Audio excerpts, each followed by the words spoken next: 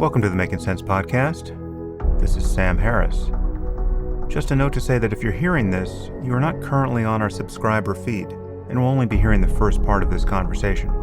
In order to access full episodes of the Making Sense podcast, you'll need to subscribe at samharris.org. There you'll find our private RSS feed to add to your favorite podcatcher, along with other subscriber-only content. We don't run ads on the podcast, and therefore it's made possible entirely through the support of our subscribers. So if you enjoy what we're doing here, please consider becoming one.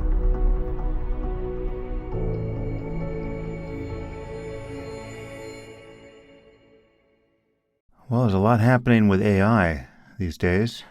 The chatbot over at Bing, powered by OpenAI's program called Sydney, apparently, seems to have gone a little crazy. Also, a human just beat a high-level computer at Go, which was previously considered impossible. So it would appear that our robot overlords are looking a little sketchy. I think I'll do another AI-focused podcast pretty soon. Seems like there's a lot to talk about. But today we are talking about the origins of the COVID pandemic. And for that conversation, I have Matt Ridley and Alina Chan. Matt is a writer. His books have been translated into 31 languages and won many awards. They include The Red Queen, Genome, The Rational Optimist, and The Evolution of Everything. And his new book with Alina Chan is Viral, The Search for the Origin of COVID-19.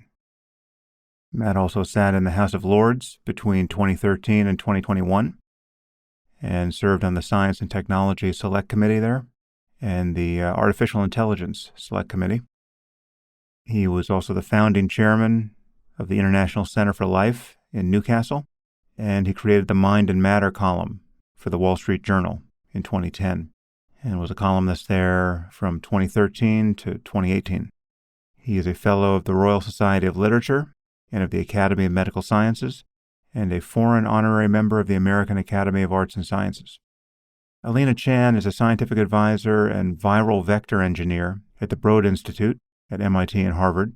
She is a recent Broad Ignite Fellow and Human Frontier Science Program Fellow, with a background in medical genetics, synthetic biology, and genetic engineering. During the pandemic, Dr. Chan investigated the problems relevant to finding the origin of the SARS-CoV-2 virus, and in 2022 she joined the Pathogens Project Task Force, which was organized by the Bulletin of Atomic Scientists.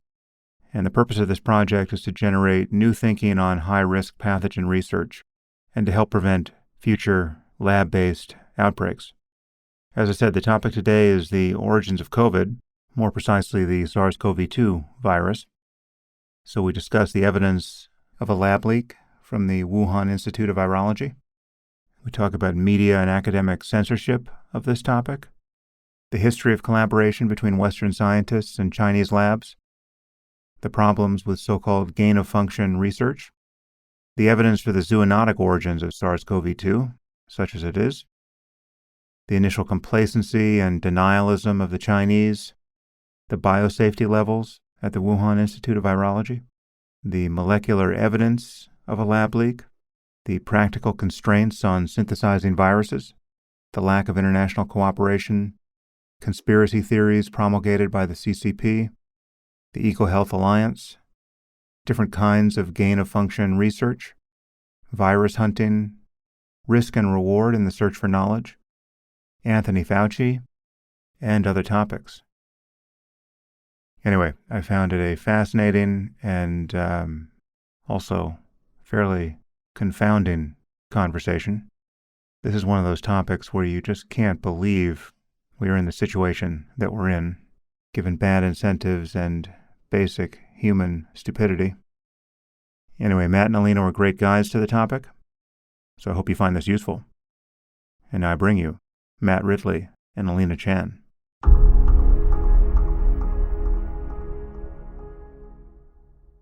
I am here with Matt Ridley and Alina Chan.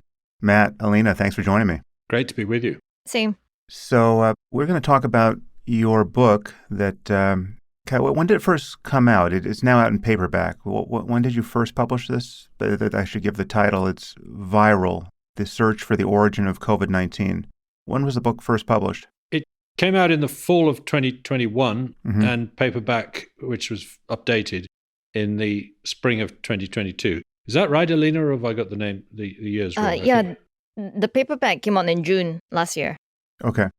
So obviously we will incorporate any up-to-the-minute findings or thoughts or misgivings or retractions or epiphanies that you might have. And this is a topic that has always been interesting and consequential. I think, let me just put my prior cards on the table. I always felt that speculation about the origins of COVID was more or less irrelevant and perhaps counterproductive at the very beginning. I mean, once we knew we had a pandemic on our hands and we knew we had sequenced the genome of the virus, it seemed to me that the first order of business for a considerable period of time was to simply design vaccines against that virus, which we did very quickly, and to try to secure as much cooperation as we could in all of our collective efforts to not have the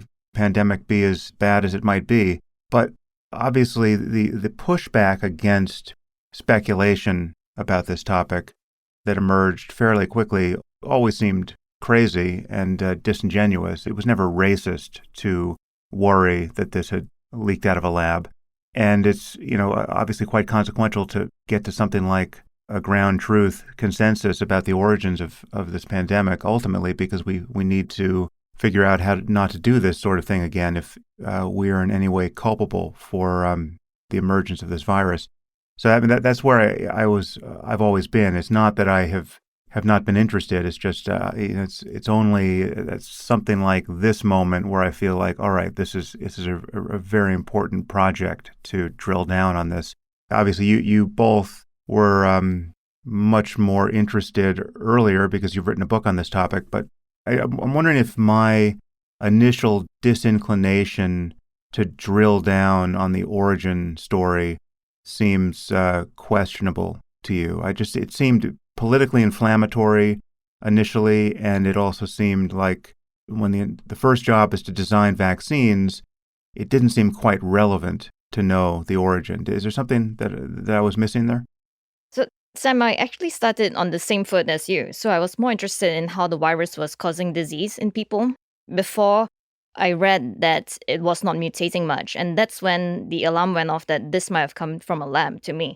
So I was actually more interested in finding a way to treat the disease rather than to find out where it came from.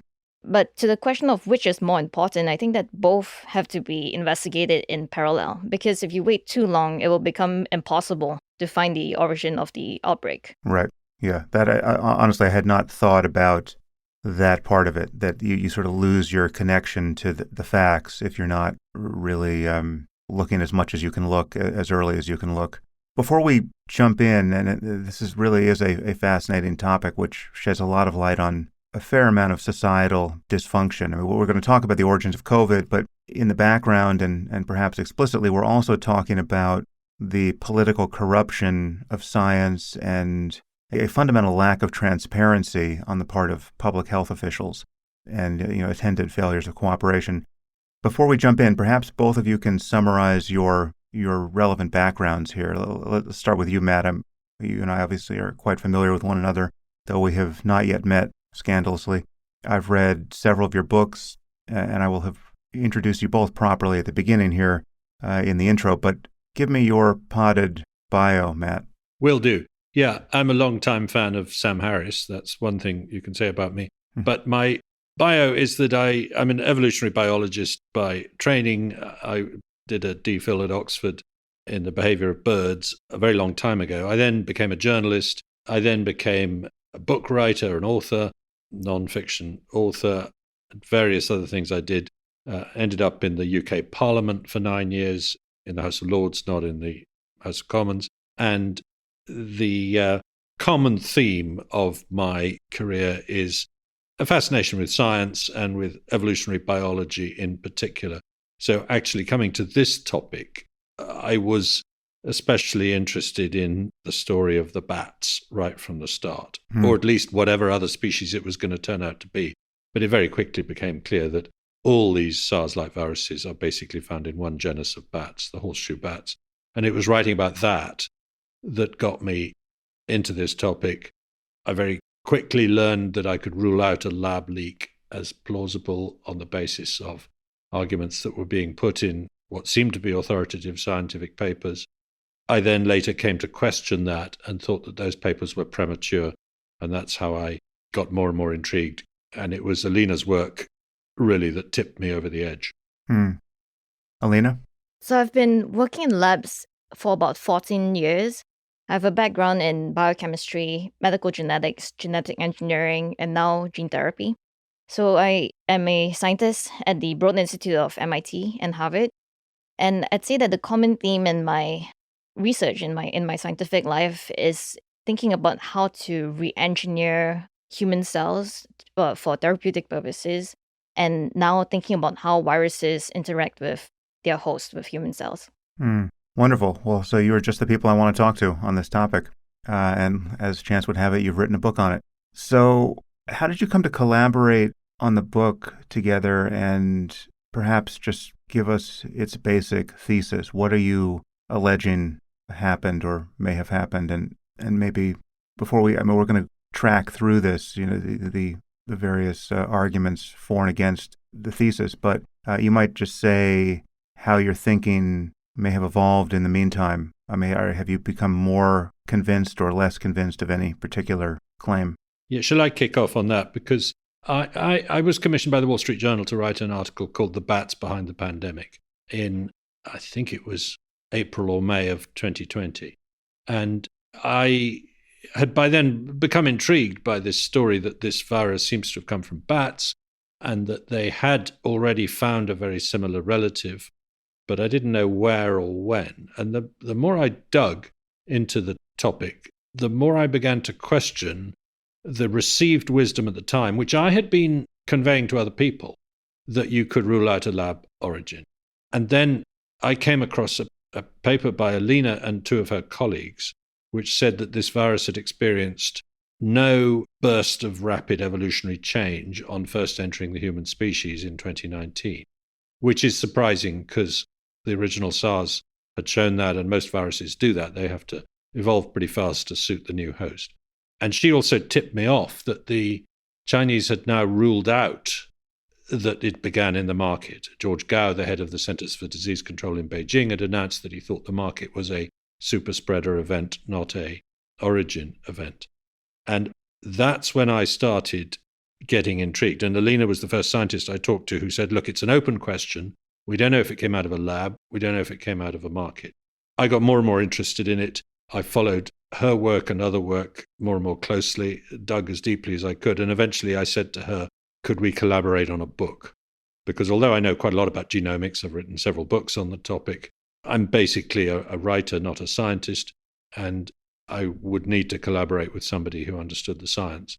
We both, I think, thought, and Alina can confirm this, at the start, that it could go either way, that we would probably find out while we were writing the book what the answer was.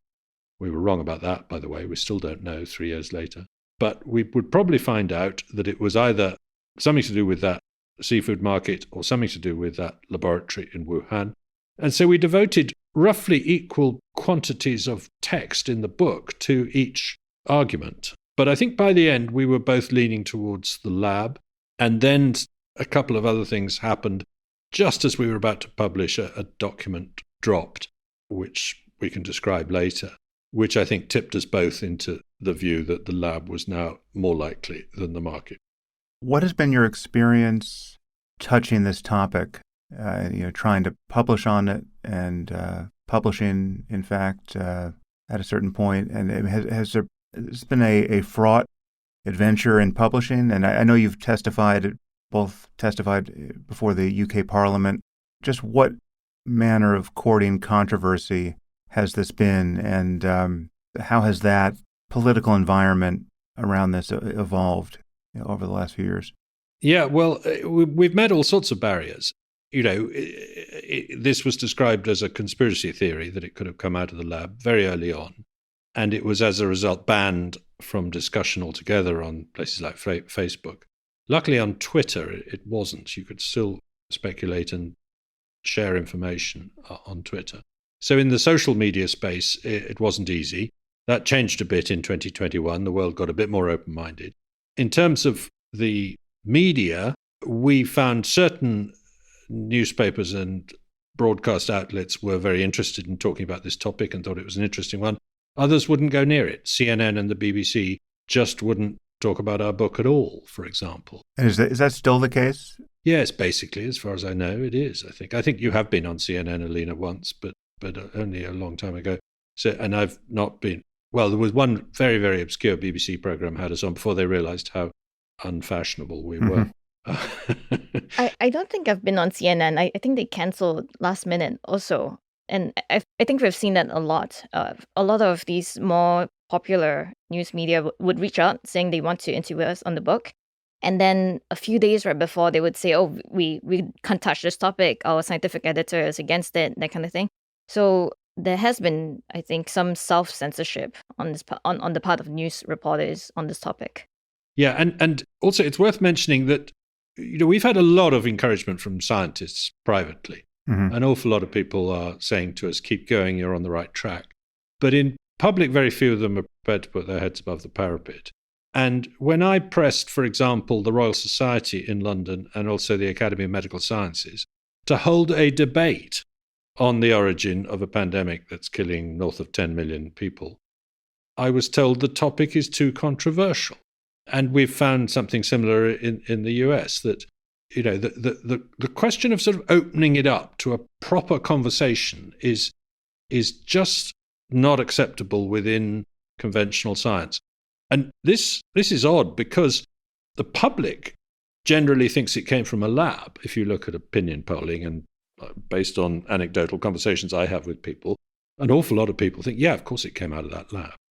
Whereas the scientific establishment likes to say that the vast majority of scientists think it didn't come out of a lab. Now, if that's true, if they think that, and they know the public are, as it were, wrong on this topic, then they ought to be all the more willing to come out and debate it and knock down the theory that it came out of a lab. And for me, it's very odd that we haven't been able to have a very open, wide-ranging conversation in much of the media about this over the last 2 or 3 years. Well, one of the things we've seen as well over the last 2 years is that a lot of emails have been obtained through the Freedom of Information Act, showing that virologists who publicly said, of course, it came from an animal at that market, privately in their emails, they were worrying whether this virus had been engineered in the Wuhan lab.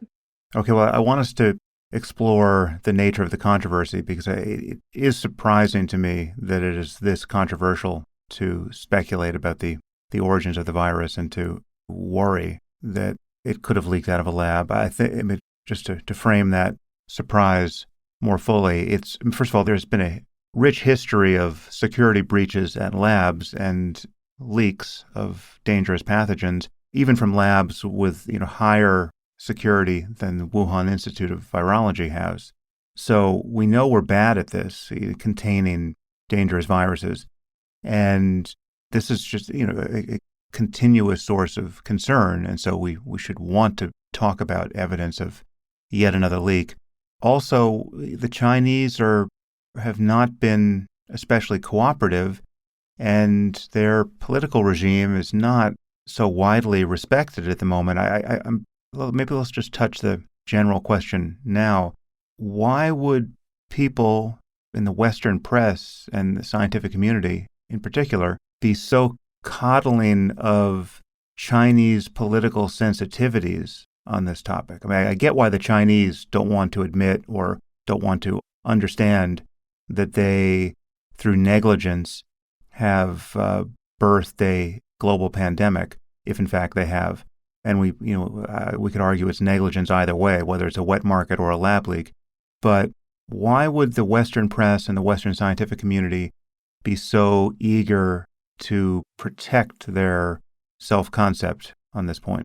Alina, do you want to go first on that? And I'll Sure. chip in. So I'll say first that when I first started wondering about where this pandemic had come from, I had no idea about this whole history of collaboration between not just the US, but many other countries across Asia and Europe with labs in China to do quite risky virus work that might have led to this pandemic. So here, it's not just whether Western scientists afraid of, provoking China. It's really a question of, are they also complicit in the origin of COVID-19? And over the last few years, we've seen again and again a lot of support within the US for exactly that type of dangerous virus research that's commonly known now as gain-of-function research. So if the pandemic did start from a lab in Wuhan, it is not just a Chinese government issue. It is actually an issue that affects multiple countries, many countries who have all supported and endorsed and engaged in this work. And the US is a big funder of it. So they would have almost equal responsibility, I think, in my eyes. Okay, so it's not just China and its political sensitivities. If, in fact, this is the result of laboratory negligence, there's a lot of blame to spread around, and we'll get there. So to start, just to chip in there, Sam, if I may, just to amplify one of the points. It is the case that Western virology feels worried that its entire research program, indeed the whole of biotechnology, might lose its funding, might lose its social license if a major accident is revealed to have happened as a result of work in a laboratory. And, I share that concern in a sense. I'm pro-biotech, I'm pro-vaccine, I'm pro-genetic engineering of crops and in medicine as well. And it would be a terrible pity if, as a result of this, the world said, right, we don't want to have anything to do with biotechnology ever again. Yeah. It's a disaster. But I think truth is more important than consequence. And actually, science would be better off saying, no, let's find out. And if this did go wrong, let's learn lessons and make sure we don't do it again. Yeah, well, I think one could well wonder whether we want to have anything to do with gain-of-function research, which we'll talk about. I mean, this is something that I've touched on this podcast once before. My friend Rob Reed did a special episode on this research. So that part is especially worth worrying about, in my view, but we'll get there. So let's take it from the top here. What is the best argument for the natural origins of this virus? I mean, if memory serves, at the beginning, and perhaps this is still the case, there was evidence that it started spreading from the wet market, whatever its initial origins might have been. You just referred to it as possibly a super spreader event. So there was a pattern of spread with the wet market as its epicenter. And I forget what it was. It was something like 27 first cases that were detected there. Try to give the case for the zoonotic origins of this pandemic. Well, maybe I can chip in on that one, and Alina can join in. In the case of SARS in 2003, there was a very clear link to markets, food handlers, and that kind of thing. So when this one cropped up, and it's a very, very similar virus, it's very closely related to SARS, and it was first noticed in and around a food market, it seemed to be very much the same story. And that remains a possibility. There were mammals on sale in that market, not nearly as many as you would find in southern China. This is an area of China where you don't have the same habit of buying live animals in markets to the same degree. But there were mammals on sale in that market, and people did seem to get infected in that market.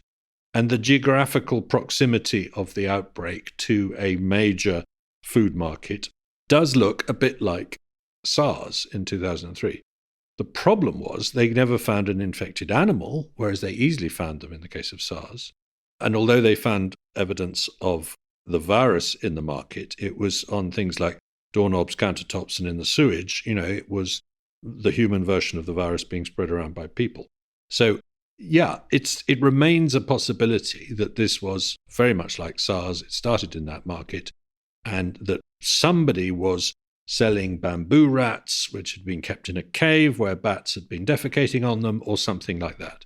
And yes, we would we would expect something like that to happen every now and then, because we know that these viruses are circulating in wild bats and people are coming into contact with them in the wild. And is it true that there was no possible progenitor virus found in any animal in the market? Yes, that's true. Right, So interesting. I think that there are many lessons to be learned from how this pandemic was traced in terms of how the local investigators in Wuhan tried to find the source of the virus. So what had happened was there were hospitals in Wuhan, in the middle of Wuhan, and they were seeing cases of unexplained pneumonia. So they didn't know what was infecting these people. And then doctors started realizing that they were seeing some cases from this market, from this seafood market that sold some number of live animals. So they called in investigators, and then those investigators thought maybe it's SARS-1 happening again. And at that time, they were not, so sure about human-to-human transmission yet. So what they did was they looked at the animals in the market or supply chain. They went straight to the market, and they wrote all this down in their notes, in their publications in early 2020. They said, we are just going to look at the market, we're going to look at the hospitals near the market, and we're going to look in the neighborhood of the market. So they completely focused their search on people with either links to the market, or if they had no links to the market, they had to live near the market. Mm-hmm. So what this did was it led to this looking under the bright light, but not looking around in the dark kind of analogy, where they ended up confining their search prematurely to one hypothesis, such that if there had been earlier cases not linked to the market or living far away from the market, they would have been missed completely. So Right. In this sense, this led to this great unknown that persists to today. Are there earlier cases in the market? Are there cases in November, for example, that we don't know about? And if the Chinese government knows, they have not told us. They have not shared that information with us. Yeah, just to restate that so people don't miss it. So what you're describing is a kind of selection bias. If you look for cases associated with the market, if you find anything, you're only going to find cases associated with the market. And then if you populate a map with those red dots, well, then you're going to have created a map that looks like the market was the epicenter of everything you found. But that could, in fact, be an artifact of just how you went looking for data. And obviously, it doesn't differentiate the market as origin thesis from the market as amplifier thesis. Is there more there, Exactly. Alina? Yeah. Yeah, you're exactly right. And just to reiterate, at the time, people were not allowed to acknowledge that the virus was spreading from human to human. Mm-hmm. There are anecdotes, reports from Wuhan where doctors, for example, were not allowed to wear masks because they were told that this virus is not spreading human to human. So to wear a mask would acknowledge that they could catch it from their patients. So in that sense, investigators were not allowed to look for people who just caught it from other people. They were looking for people who had exposure to animals, had eaten at a restaurant where there was a live animal, for example. Well, that's an amazing change because when you describe it that way, it seems like a political maneuver to want to put the bravest face possible on the top of this pandemic. But obviously the Chinese have changed their behavior rather markedly since. They've gone so far as to, I believe, weld people into their apartments, and their zero COVID policy, to the eyes of the rest of the world, has looked for now several years fairly berserk. So what are you actually saying about the political, social, cultural attitude of the Chinese in the first months of the pandemic? I think we're saying that it flipped.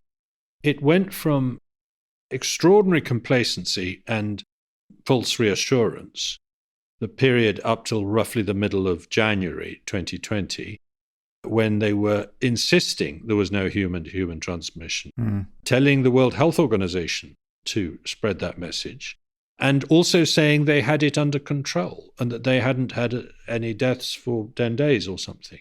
So there really was a period in January 2020 when probably local officials were desperate not to get into trouble with more powerful central bureaucrats and were giving out false reassurance about what was happening. Don't worry, we've closed the market.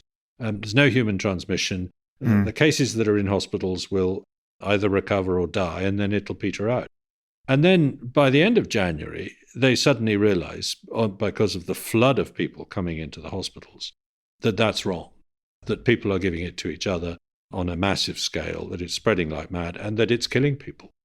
And so they then reacted with very, very draconian lockdowns, as you say, that sort of worked to start with the relatively less infectious version of COVID that was then spreading.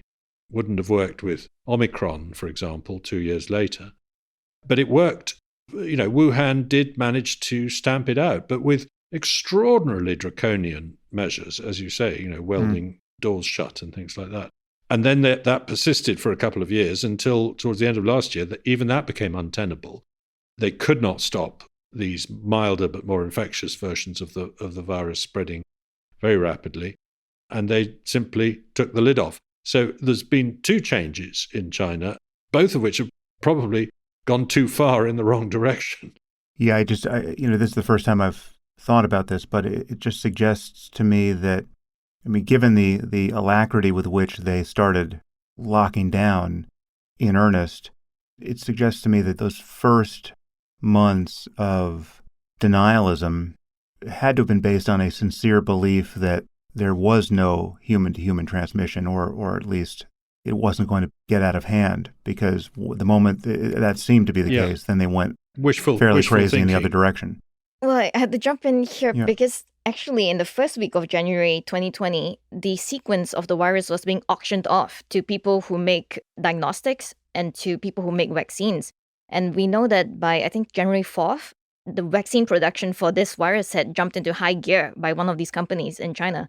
So I think the people there were kind of operating on 2 truths at the same time. On the one hand, they had to accept what they were being told, that the virus was not spreading human to human. But on the other hand, they also have to manufacture wartime level amounts of vaccine for the virus. So I don't think there was a unified consensus, of course, across this entire huge country. But there were separate groups of people acting on different, almost acting as if they had to accept both truths, the truth that wasn't spreading to human, but also they had to prepare for a pandemic. Yeah, well, the timeline of Chinese vaccine development, I know, is peculiar given what they claim to have known or not known, and I think it relates to the origin thesis. Maybe we should jump there now. What are the various anomalies that suggest a non-natural, that is, non-zoonotic, non-wet market origin for the virus? And I know these anomalies exist at various levels. There are molecular anomalies with respect to the virus itself, and then there are things like the timeline of Chinese response and vaccine development. And then this is probably the best place to talk about the various grant proposals that implicate Western involvement, EcoHealth Alliance, etc. But I don't know who wants to take this first, but walk me through the evidence for non-natural origin. Well, I think I could talk about this for hours. So there's quite a bit of evidence pointing towards a lab origin, although there's no key direct or definitive evidence for either natural or lab origin. So I'll try and be brief. So I think that the main key points for a lab origin is one, the location. So Wuhan is a place where even the top SARS virus researchers didn't believe that a outbreak would occur. So when the Wuhan Institute of Virology scientists who have spent the last decade collecting these viruses first heard of this outbreak in her city, she said, could it have come from my lab? Because we never believed that, a SARS-like virus would break out in Wuhan city. They in fact used their own city as a negative control. So a place where they would expect zero people to be exposed to this type of bad coronavirus. And yet this was the location of arguably the largest collection and manipulation center of SARS-like viruses from that region, resembling this pandemic virus. So we've got the location. Let me just make sure I understand what you're saying there. So you're saying that Wuhan is not a place where you would expect a natural ambient level of SARS viruses because the horseshoe bats don't live locally? Is that what you're saying? No, so the horseshoe bats do live there, but to find that type of SARS-like virus, these scientists had to make trips every year far down south. So they had to travel thousands of kilometers down south to South China, to Yunnan, They even went across borders to Southeast Asia, down south. So they were collecting across 8 different countries, South China and 7 Southeast Asian countries in that belt where they predicted there was the highest prevalence of these type of viruses. So that type of bat, the horseshoe bats, do live broadly across China. But to find those viruses, you have to go very far down south. And so even if you look at the EcoHealth Alliance, so this is a New York-based US nonprofit that channels money from the US government to that Wuhan lab and other places, they recently published a map of the risk of being exposed to these viruses, and Wuhan is nowhere near the hot zone. Right. Okay, so I derailed you. Please continue. Oh, no worries. So on the other hand, this lab, they had a extremely unique research program. So it's very hard to find this type of research program in any other lab. So you have labs that go out there and collect tens of thousands of samples from bats, from animals in the wildlife trade, and even from sick people. So this lab was doing that. But they also took it one step further. Once they had all these very interesting novel viruses, they would then dissect them in the lab. They would break them down, recombine them seamlessly, so leaving no scar or trace of having engineered them, and try to see how these viruses could one day infect people. So they were trying to predict pandemics and try to come up with therapeutics and vaccines for potential pandemics in the future. But to do that, they had to bring some of these viruses closer to that type of pandemic potential. And we've seen from some of the released progress reports sent to the NIH that in some cases they accidentally really enhanced some of these viruses in the lab in animal models that of human disease. So they had this very unique program where quite risky research was being done, and it was only found out later after the pandemic started that much of this research, including involving live viruses, had been done at quite low biosafety, at a biosafety that could not have protected them from being infected by viruses like the pandemic virus.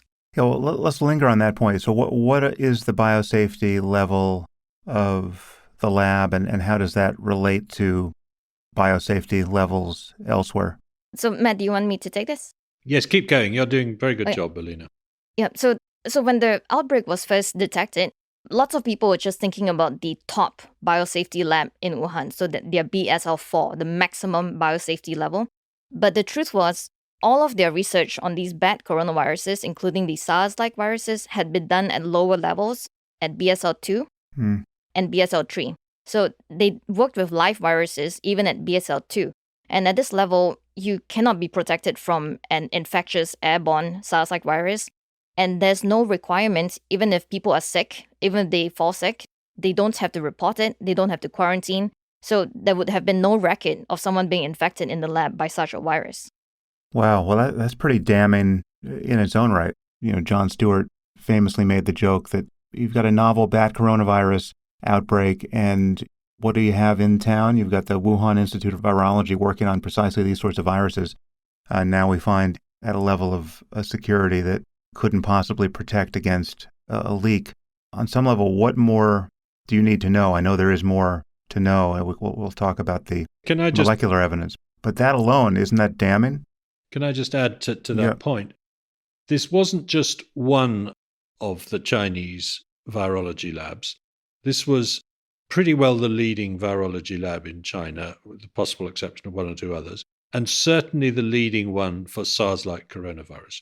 This was the lab that had tracked down where the SARS virus came from that caused the 2003 epidemic. And they were very proud of that fact. They'd found a cave in Yunnan with horseshoe bats in it, in which very close relatives of the SARS virus were circulating. So, this is not just any lab. This is the main SARS-like coronavirus research lab in the world, effectively. And the particular striking feature is that when this pandemic broke out, they announced that they already had in their possession, in that lab, a very close relative of this new virus. They called it RATG13. We later found that they changed the name just before this, so it took us a long time to connect that name to an outbreak of pneumonia that killed 3 people and sickened 3 others in a mine shaft in Yunnan in 2012. And they had made 7 expeditions to that mine shaft, and they'd come back not just with that one close relative of SARS-CoV-2, but we later found out, not till the middle of 2020, but we eventually found out that they'd brought back 8 other very closely related viruses. And so up till the middle of 2020, the 9 closest relatives of this pandemic virus had been collected more than 1,000 miles from Wuhan by Wuhan scientists and brought to Wuhan. And that, was a pretty striking fact. What then transpired was that the pandemic virus had a unique feature in it. And I think Alina's probably better placed to explain what this feature is. It's called a furin cleavage site. It's a short text of DNA, or RNA rather, which enables the virus to use a human enzyme called furin, and it greatly enhances its infectivity. It's the reason we're having a pandemic. And when they published the virus, they didn't draw attention to this fact, even though it was the first, and to this day, the only SARS-like coronavirus that had this feature in it. And I think Alina should be the one to give a rather good metaphor for why this was surprising that they didn't draw attention to this. Well, let's jump there next. But Alina, perhaps you can start by explaining, if an explanation is possible, why they would have been working with these viruses at a level 2 condition as opposed to the level 4 condition that was available to them in the same lab. Yeah, so I think this lab had been searching and hunting and collecting these viruses for so many years that they really let their guards down. So up until the pandemic started, there was no evidence that a bad virus, a bad SARS-like virus, could jump into a person and immediately cause an outbreak. Normally, it takes a while for the virus to become capable of causing massive outbreaks in people. It needs to adapt, find the right combination of mutations to make it capable of first infecting a person, creating enough copies of itself to spread from person to person and potentially through the air. So in this case, these scientists had been, going to all these bat caves, sometimes without mask, without any protective gear. And they've been doing it for so many years and nothing bad happened. So why would they need to upgrade to a higher biosafety level? Because once you go from BSL-2 to BSL-3, it's a lot. It's a lot more of cost, time, training. You have all these special requirements. It becomes very challenging to do the experiment and very costly. So if you are the scientist and you don't really fear these viruses anymore, is there really a need to expend all that extra money and cost and personnel for this extra safety? But aren't we now talking about manipulations to the virus that, by definition, make it more likely to infect humans? I mean, we're going to talk about a furin cleavage site and any other molecular evidence now, but isn't the allegation that they were performing gain-of-function research of some sort, which should, by definition, have made them more concerned about getting infected themselves when working with these viruses? So even in the case of the first SARS outbreak, the early variants of that virus weren't very good at causing outbreaks in people. It was only at a later stage, once it had collected the correct set of mutations that made it well adapted for people, that it was capable of causing outbreaks. So for these scientists, they had collected some close relatives of the SARS-1 virus, and they were working with these also at low biosafety levels. But I suspect that they didn't feel threatened. They didn't feel like, even if I spill this, it's going to cause an outbreak. So they probably had this perception that it would require quite a few steps, quite a period of time, repeated spillovers, repeated infections, before it would reach a pandemic level. They were also working with diverse SARS-like viruses. They were going out and intentionally looking for SARS-like viruses that were different from the SARS-1 virus. And it was with these viruses that they were doing experiments to see how they might eventually also cause outbreaks in people. So these different SARS-like viruses were seen as low-risk viruses. So they weren't seen as close relatives of the first SARS virus likely to spill over into people at any time, but they were seen as things that you could manipulate in the lab and not be so worried that you would cause a pandemic. Okay, so let's talk about the virus itself. And you described manipulations that were seamless and undetectable. what is detectable? When you look at a virus of this kind, what are the signs that it may have been manipulated? And what signs exist in the SARS-CoV-2 virus as we have come to know it?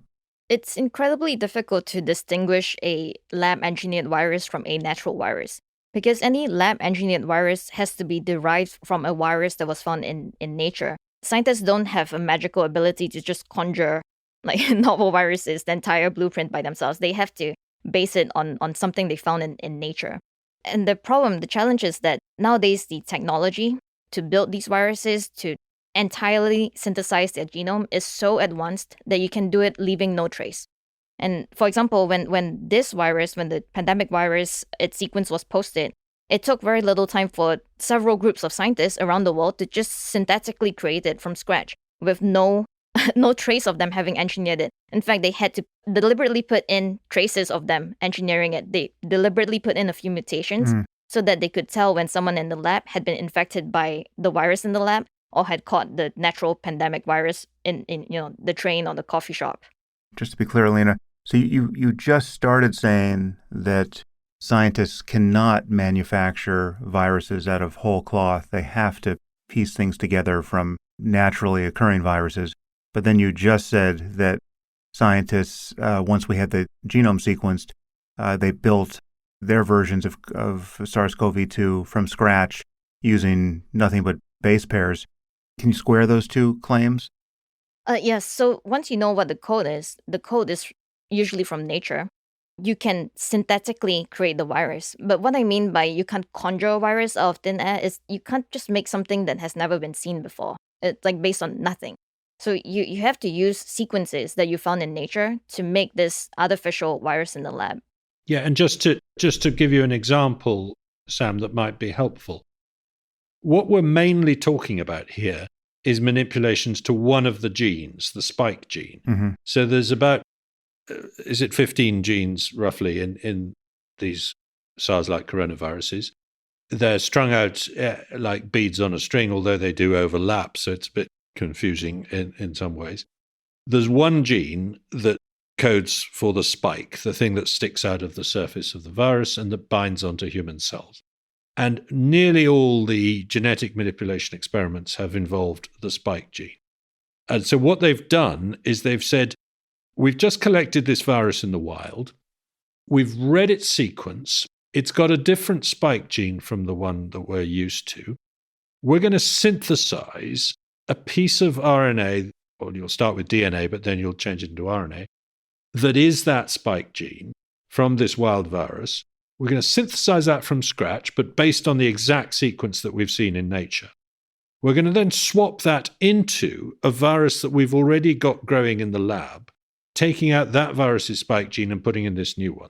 You've now got a manipulated virus that has a brand new, well, it has a different spike gene than it would normally have, but it's got the same other genes as it would normally have. So it's very much a sort of jigsaw puzzle of genes here that is mainly going on. But there's another level, which is to insert or delete sequences within the spike gene. And that's where the furin cleavage site comes in. So is the only sign of synthetic manipulation that you can't find analogous sequences in the wild? I'm just speculating here. I don't know if this is true, but let's just say that there is no example, and Alina, tell me if this is in fact the case. There is no example of a furin cleavage site in a horseshoe bat, found in the wild.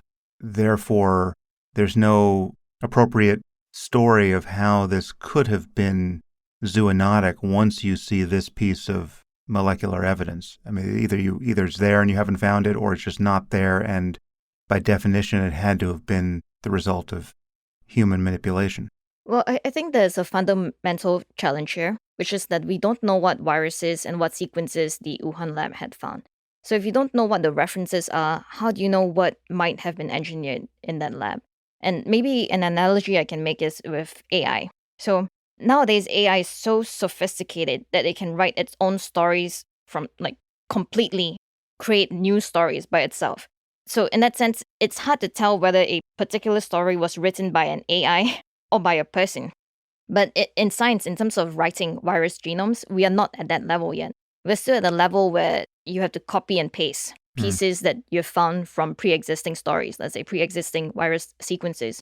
So without having access to that database of sequences, how do you know if something was derived from that or whether it just come from nature? And we don't have access simply because of a lack of cooperation at this point with the Chinese, correct? Yes, and the database in question, which Alina refers to, is as far as we know, a pretty well complete database of all the viruses they had collected over 15 years or so, and their sequences, their locations, their other features of them. And that database was online until the 12th of September 2019. It then went offline.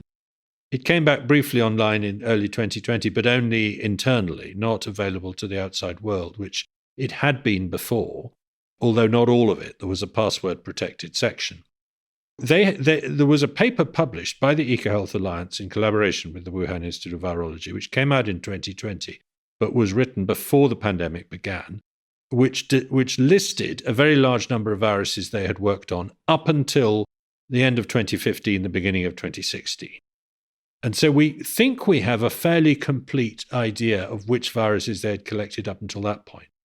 But if you look at the published sequences of viruses that they found in 2016, 17, 18, and 19, there's very, very little information available at all. And we know it's in that database. That database is not being made available. We've asked for it repeatedly in every way that we can think of, and said, wouldn't it be the perfect way to exonerate the lab is to show us exactly what you had in the lab and show that you did not have any virus that could have been used as a backbone or a template for making SARS-CoV-2. And the answer comes back, well, if we shared it, people might hack it, which is frankly a meaningless thing to say, because if you share something, it doesn't matter who hacks it. Hacking is for secret stuff. So we just don't understand why they don't share that database. And when you say we, you're talking about Western governments have requested this of the Chinese, or journalists, or the scientific establishment? So it's actually been quite astonishing. So the World Health Organization sent a team of scientists in early 2021 to Wuhan to investigate the origin of COVID-19. And that team included the president of the EcoHealth Alliance, which collaborates with the Wuhan Institute of Virology. And when they went there, they were given this nice tour of the top biosafety level lab in Wuhan. They weren't shown the lower biosafety labs. And the EcoHealth president said he didn't ask for the database because he knows that there's nothing useful in there. So he asserted, without sharing the data, that we don't need to see this database. Can I just interrupt there, just to answer your question about we?